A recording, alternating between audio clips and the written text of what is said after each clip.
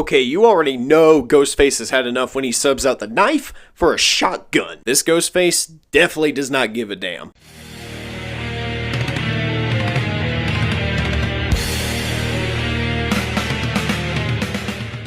So Scream 6 is the official sequel to Scream 5, which came out last year in January. It was a January release last year. That movie made a lot of money and was really good, so naturally, of course, they were going to make another one. I just didn't think it would be this soon, but alright. But that movie starred Jenna Ortega and Melissa Barrera as sisters Tara and Sam. And this movie takes place 1 year after the events of Scream 5, and Tara and Sam have both moved out of Woodsboro and into New York looking for a fresh start. I don't blame them. Woodsboro is just full of psychos, apparently. But the distance cannot keep them safe as a new Ghostface appears to torment them both, and he is on the rampage. And with that, we of course get the classic bloody, self-aware shenanigans that we're all used to by this point with these Scream films. Now, I will definitely be the first one to admit, when I heard that this movie was coming out, I was like, do we really need another one? But after watching Scream 6, yeah, I guess the sixth one was definitely warranted. A sixth movie in a franchise that's been going on a lot longer than it probably should be. Then again, I mean, Halloween is still a major player, so why not Scream? One of the things I noticed about Scream 6 anyway is that it kind of takes a lot of the stuff that you really like from Scream 5 and kind of expands on them and makes them better. Especially the leads. You can make all the Jason Takes Manhattan jokes you like, but the core of what makes a Scream movie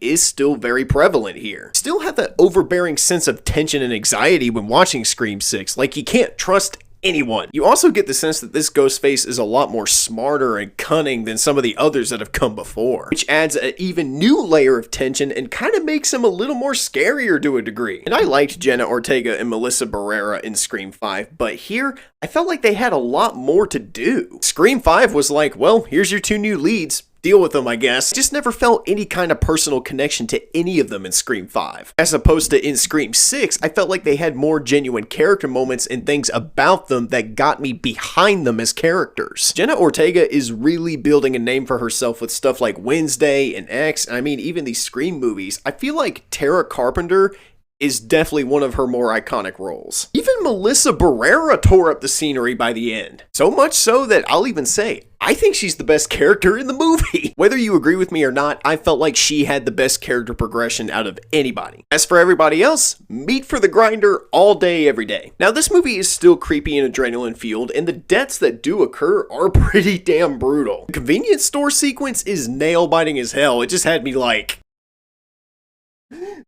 oh god. But all of that kind of leads to a problem that I have with Scream 6. This movie has a very big tendency to play the gotcha game a lot. I just felt like nobody major dies in Scream 6. Instead, this movie is just so full of fake outs that it kind of lessens the threat level that Ghostface poses. Like a character will get stabbed or mutilated in a way that they should not be able to come back from. But 15 minutes later, here they come, walking into frame like nothing happened, which really leads me to two conclusions. Either all the characters in this movie have really big plot armor, or two, Ghostface is just really horrible at what he does. Either way, it still feels like none of the major players are in any real danger. Ghostface just kind of becomes more of a minor annoyance than an actual threat. You see, that's what I really liked about Scream 5. That movie did not give a damn about who it killed off. Ghostface killed off Dewey in that movie, one of the OG characters from the original Scream. He can do that, but for whatever reason can't take out a college student with 20 stabs to the gut in this movie. Come on, man. They even brought Courtney Cox back into a movie where the main self-aware joke is that legacy characters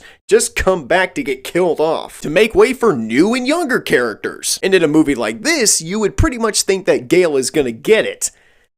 Well, I don't know, guys. I just thought that Ghostface was really pussified by the end of this movie. But regardless of that one problem I have with it, Scream 6 still manages to be fun and entertaining. Tension and suspense make you uneasy, and it continued the story from the previous movie while expanding heavily on the characters. And once again, I thought Jenna Ortega and Melissa Barrera did really great jobs. I don't think Scream 6 is better than Scream 5, but you know what? It is still a damn good bloody matinee. Go ahead and grab popcorn for this.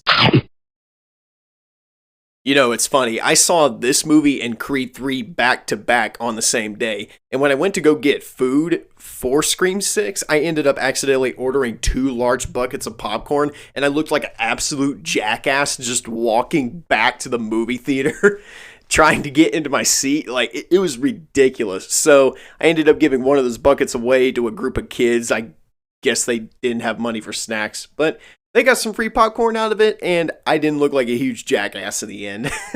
But once again, thank you guys so much for watching. Drop a like, leave a comment, and subscribe if you're new to the channel. Like I said in my Creed 3 video, I am going to go see Shazam! Fury of the Gods, and then 65, and then after that, I'm going to go see the D&D movie, followed by John Wick Chapter 4, and that'll pretty much wrap up March. Like I said, I don't like being 4 movies behind. I know you guys want to see these reviews.